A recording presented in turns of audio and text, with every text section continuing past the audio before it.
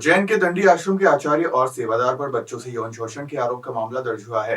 आश्रम में पढ़ने वाले 19 बच्चों ने शिकायत की। महाकाल थाने में मंगलवार देर रात 12:30 बजे एफआईआर हुई। आश्रम के संचालक ने पुलिस बुलाकर आचार्य को गिरफ्तार करवाया। सेवादार फरार है। शहर के बड़नगर रोड स्थित दंडी आश्रम में 30 साल पुराना है। शुरुआत में 3 किशोरों के साथ गलत काम होने की जानकारी आई। अभिभावकों ने इस पर मंगलवार शाम को बैठक की। इस बैठक में पीड़ित किशोरों की संख्या 3 से बढ़कर 19 हो गई। बुधवार सुबह इंदौर एयरपोर्ट पहुंचे कांग्रेस विधायक और नेता प्रतिपक्ष उमंग सिंघार ने मीडिया से बात करते हुए कहा कि जिनको सत्ता का लालच है वह भाजपा में गए हैं। खुद के बीजेपी में जाने के सवाल पर बोले, यह बीजेपी आईटी सेल की अफवाहें हैं। सिंघार ने कहा कि आप देख रहे हैं कितने सालों से पार्टी के साथ खड़ा हूं। कई बार ऑफर भी आते हैं। सरकार जा रही थी तब आए, लेकिन हम प्रलोभन में नहीं आए, तो अब सवाल ही नहीं है। उमंग सिंघार जो है उमंग सिंघार है, सिंधिया नहीं।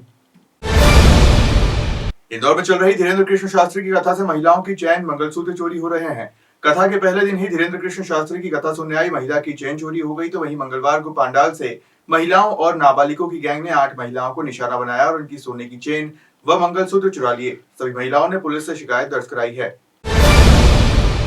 रूपाली गांगुली टेलीविजन का एक जाना माना चेहरा है। राजन शाही के निर्देशन में बना उनका शो अनुपमा पिछले कई सालों से टीवी पर नंबर 1 बना हुआ है।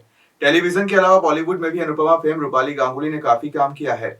फिल्मों और टीवी की दुनिया में एक लंबी पारी खेलने के बाद अब सबकी चहेती अनुपमा रूपाली गांगुली ने राजनीति की दुनिया में कदम रख दिया है। बीजेपी के वरिष्ठ नेताओं की मौजूदगी में उन्होंने भारतीय जनता पार्टी की सदस्यता ली। सलमान खान के घर पर फायरिंग करने वाले की हथियार देने के आरोपी अनुज थापन ने मुंबई पुलिस की कस्टडी में बुधवार को आत्महत्या कर ली। आरोपी ने मुंबई पुलिस हेडक्वार्टर के टॉयलेट में चादर से फांसी लगाई। पुलिस को 11 बजे फांसी की जानकारी मिली थी। अनुज को बेहद गंभीर हालत में सुबह पहले सेंट जॉर्ज अस्पताल फिर सीएसएमटी में ले जाया गया, जहां डॉक्टर्स ने उसे मृत घोषित कर दिया। कर्नाटक के सीएम सिद्धारमैया ने सांसद प्रज्वल रेवन्ना के अश्लील वीडियो मामले पर दादा और पूर्व पीएम एचडी देवेगौड़ा पर पोते को भगाने का आरोप लगाया।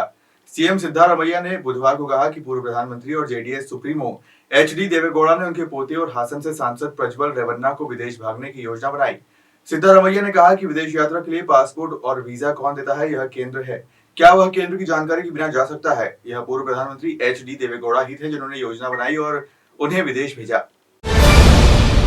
भाजपा अध्यक्ष जेपी नड्डा कर्नाटक के शिमोगा में एक बौद्धिक बैठक में शामिल हुए। बैठक को संबोधित करते हुए बीजेपी अध्यक्ष ने कहा कि राज्य में सीएम सिद्धारमैया के नेतृत्व वाली कांग्रेस सरकार ने मुसलमानों को ओबीसी कोटा से 4% आरक्षण दिया था। उन्होंने मुस्लिमों के लिए आरक्षण पर टिप्पणी करते हुए कहा कि बीआर अम्बेडकर ने धार्मिक आधार पर आरक्षण के लिए कोई जगह नहीं बनाई।